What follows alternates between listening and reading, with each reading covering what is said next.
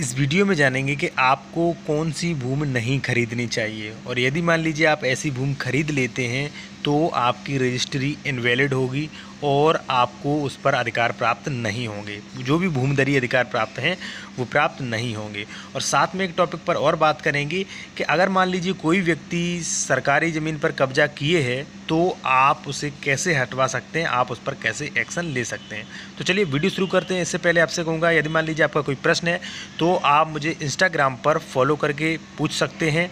और यदि मान लीजिए आप किसी भी टॉपिक से जुड़ी, ज़मीन से जुड़े टॉपिक पर यदि मान लीजिए आप मुझसे संपर्क करना चाहते हैं तो आप कालमी4 ऐप के थ्रू मुझसे बात कर सकते हैं। कालमी4 ऐप कैसे चलाते हैं उस पर वीडियो बनाया है, वीडियो की लिंक जो है वीडियो की डिस्क्रिप्शन में दी गई है। चलिए आते हैं अपने टॉपिक पर। यूपीआरसी 2006 धारा 77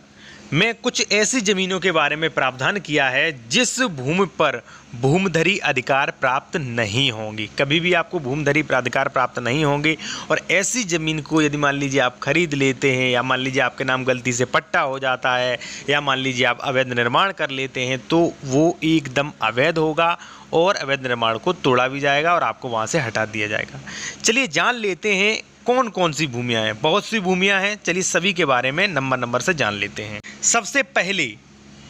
खलियान, खाद के गड्ढों, चरागाह या सामान्यतः कब्रिस्तान या शमशान के लिए जो भूमि प्रयुक्त की गई है, ऐसी भूमि पर आप भूमिधरी अधिकार प्राप्त नहीं कर सकते हैं। यहाँ पर जैसे मान लीजिए कोई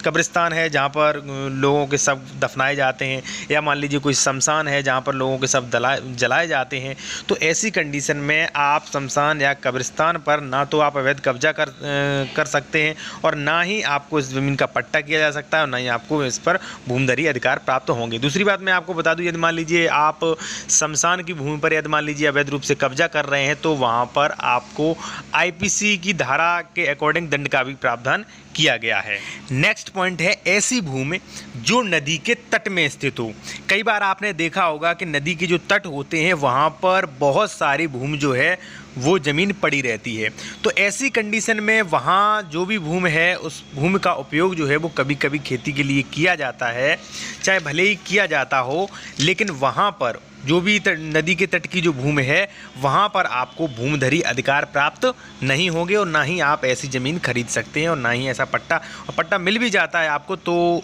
उस पर आप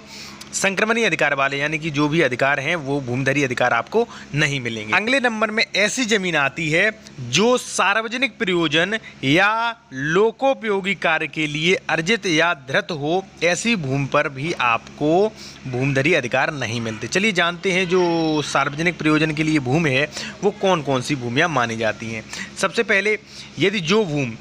सैन्य शिविर भूमि के लिए पृथक रक्षित हो, या मान लीजिए जो भूमि रेलवे या नहर की सीमा के लिए सम्मिलित हो, या जो भूमि जो है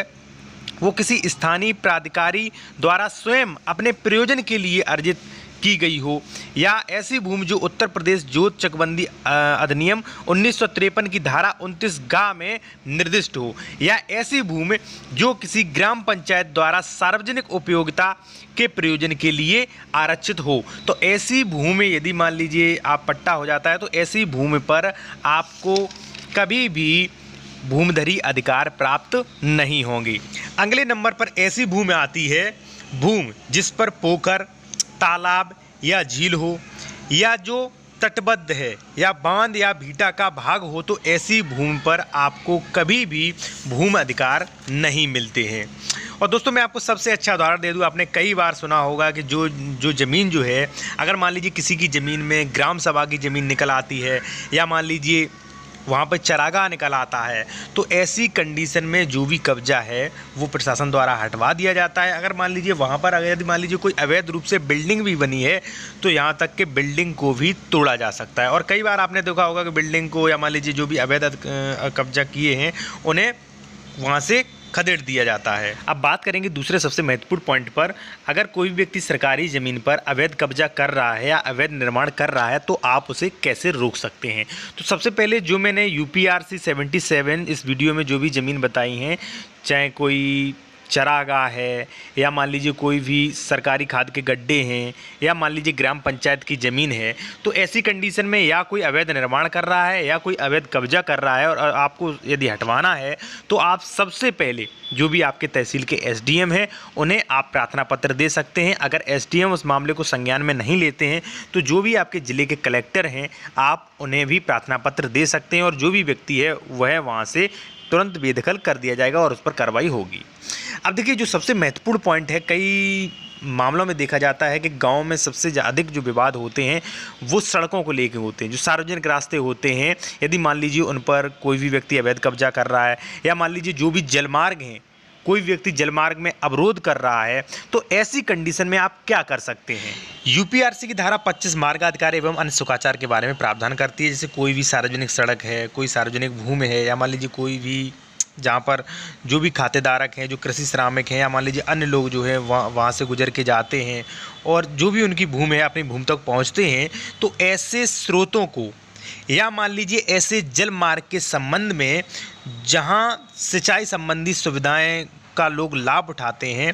वहाँ पर यदि विवाद उत्पन्न होता है या कोई भी वहाँ पर अवरोध उत्पन्न करता है, तो ऐसी स्थिति में तहसीलदार ऐसी स्थानीय जांच के पश्चात आवश्यक जो भी समझी जाए बच्चों को सुविधा अनुसार ध्यान रखते हुए ऐसे अवरोधों को हटवाने का निर्देश दे सकते हैं, और ऐसी कंडीशन में वह बल प्रयोग करके भी ऐसे अवरोधों को हटवा सकते हैं।